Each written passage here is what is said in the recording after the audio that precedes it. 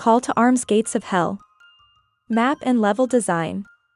It's easy to compare between a few mini-maps from CTA Gates of Hell and the real world.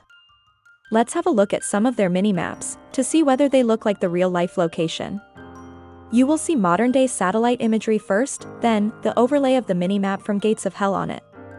In one of these, the battlefield location had changed so drastically they had to base the comparison and the single-player mission on a combination of 1941 recon photos by the Luftwaffe together with satellite data. Glushkovo. This is the location for several single-player missions.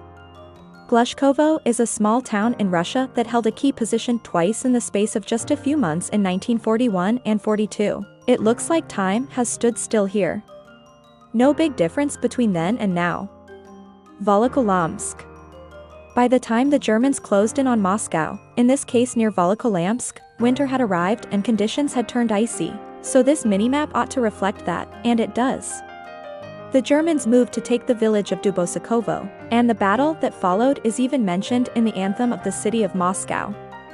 Gromoslavka. Even though the Red Army was on the front foot after surrounding Stalingrad, it found itself defending this hamlet against a German counterattack, which aimed to relieve the surrounded Germans. This very village is where the counteroffensive ground to a halt. Since then, not much has changed. Most of the roads in Gromoslavka still appear to be unpaved. Obsich.